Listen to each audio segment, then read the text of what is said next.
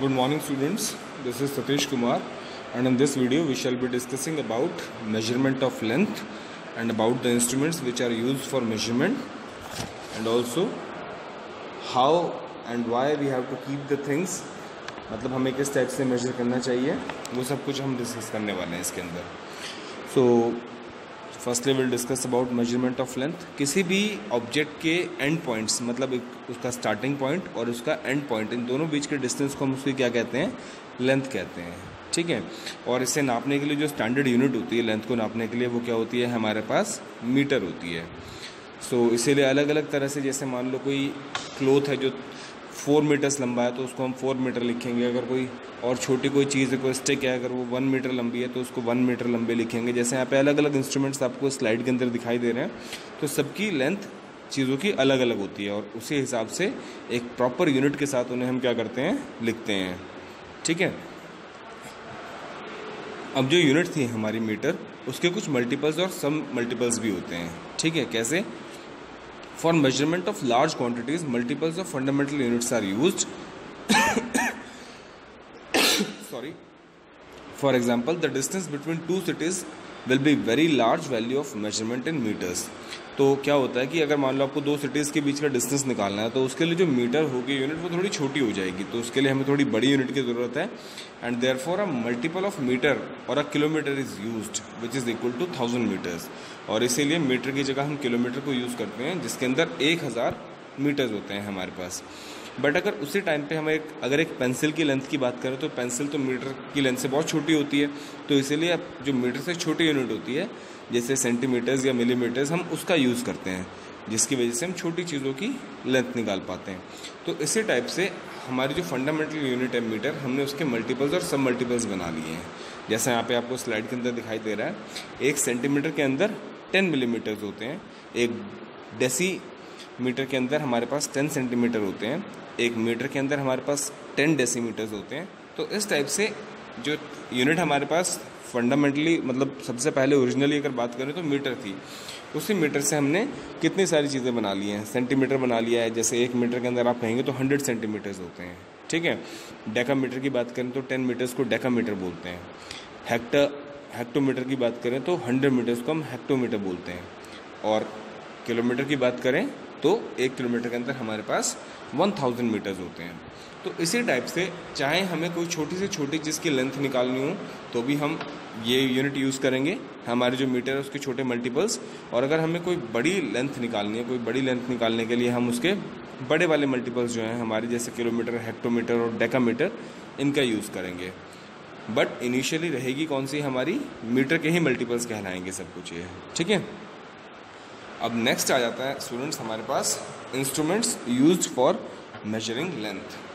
तो इसीलिए हमारे पास, जैसे मैंने आपको बताया कि अलग अलग तरह के इंस्ट्रूमेंट्स होते हैं हमारे पास अलग अलग लेंथ को मेजर करने के लिए, और अलग अलग ये हम सिस्टम यूज़ करते हैं, जो मीट्रिक सिस्टम है यहाँ पे, इसके अंदर जो दूसरे यूनिट्स हैं मेजर करने के लिए। तो इसी हिसाब से हमारे इंस्ट्रूमेंट्स भी क्या होते हैं, अलग अलग होते हैं। जैसे यहाँ पे आपको दिखाई दे रहा है, जो लेफ़्ट वाले जो हमारे पास थे, जैसे फुट स्टेप, हैंड स्पैन और आर्म लेंथ, ये सब तो बहुत पहले यूज़ किया जाता था और सबके अलग अलग होने की वजह से इस चीज़ को ज़्यादा यूज़ नहीं किया गया, क्योंकि अब मीटर स्केल आ गई है हमारे पास, स्क्रू, गॉज, वर्नियर कैलिपर, ये डिवाइसेस आ गई हैं। इनकी हेल्प से हम क्या करते हैं, बहुत ईजीली मेजरिंग इंस्ट्रूमेंट्स की हेल्प से बहुत अच्छी तरह हम किसी भी चीज़ का मेजरमेंट ले लेते हैं।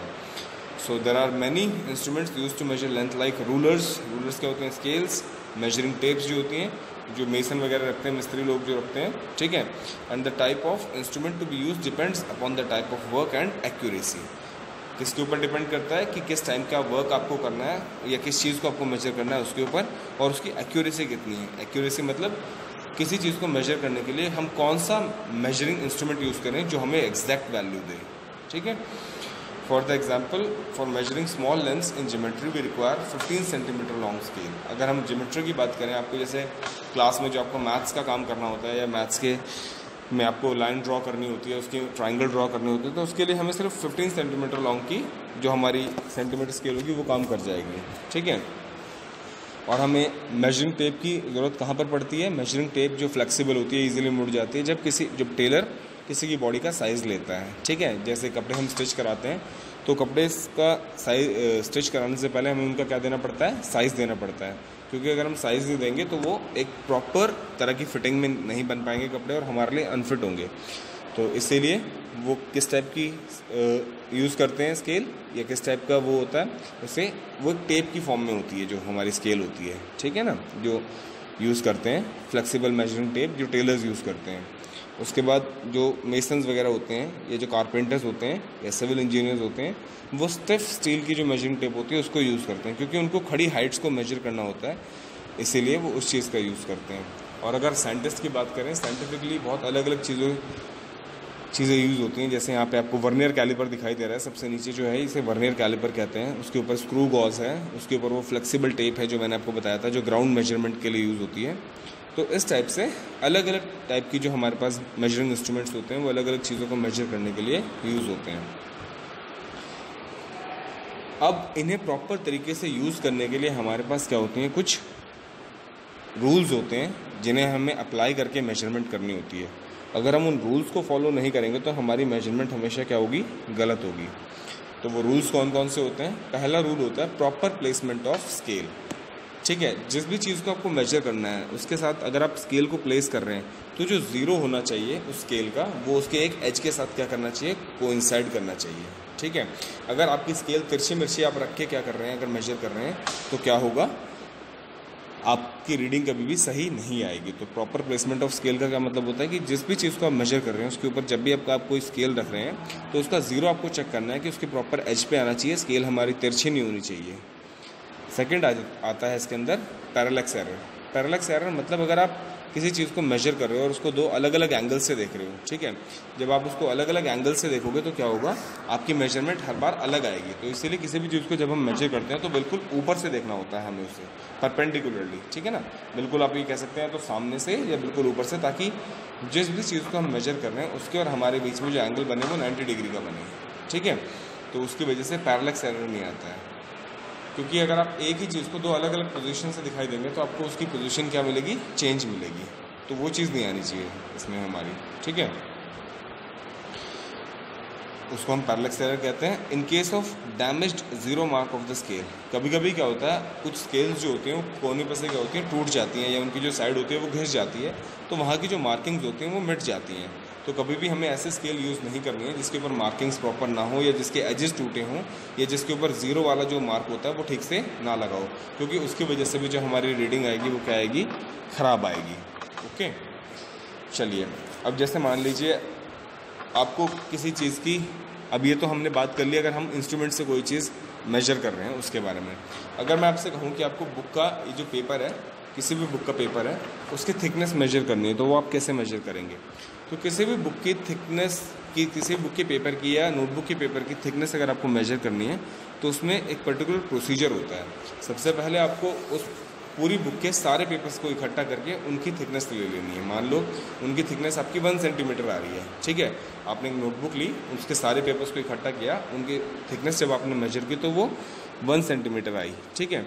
अब आपको काउंट करना है कि उस बुक के अंदर या नोटबुक के अंदर कितने पेपर्स हैं।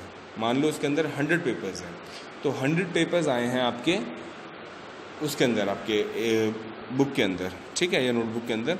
तो आपको क्या करना है, उस 1 सेंटीमीटर को 100 से आप क्या कर देंगे, डिवाइड कर देंगे। तो इस हिसाब से आपके पास जो रीडिंग आएगी वो होगी 0.01 सेंटीमीटर, मतलब ये थिकनेस हो जाएगी आपके एक पेपर की। ओके, तो इस हिसाब से आप निकाल सकते हैं थिकनेस, स्मॉल थिकनेस जो होती हैं उनको।